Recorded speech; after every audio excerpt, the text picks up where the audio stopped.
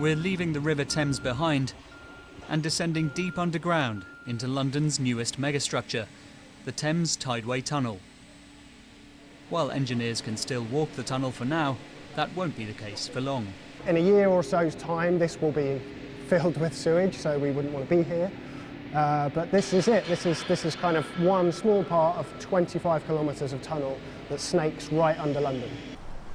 The tunnel's route runs from West London to sewage treatment works on the Thames estuary. It's being built to deal with a major problem for London's iconic river. When it rains, the only overflow for the city's Victorian sewage system is the Thames.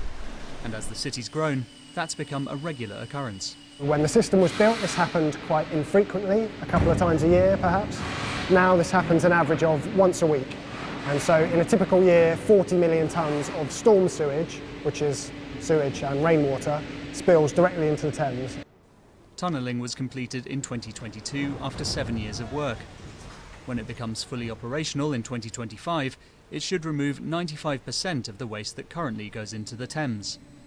But while this costly project is impressive, the record of UK water companies more generally is under fire. Here on the Isle of Wight, residents can check an app to see if there have been recent sewage discharges.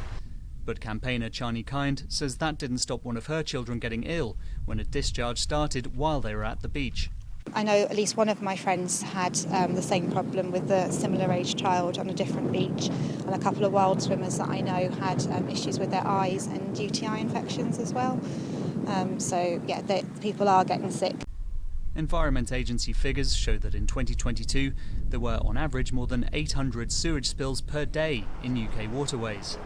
While there is now increased awareness of the problem, Matthew Frith of the London Wildlife Trust says that improvements still aren't being made quickly enough outside the capital.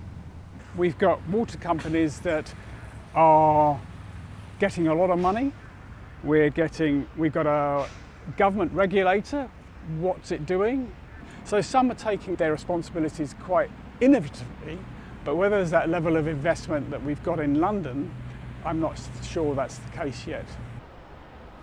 Many of England's water companies are already under financial pressure, with critics blaming this on mismanagement after they were privatised in the 1980s. Despite rising debts, most companies have still been paying out millions in dividends to shareholders. While the Tideway Tunnel should help clean up London's famous river, the prospect of a wider improvement for Britain's waters is a long way off.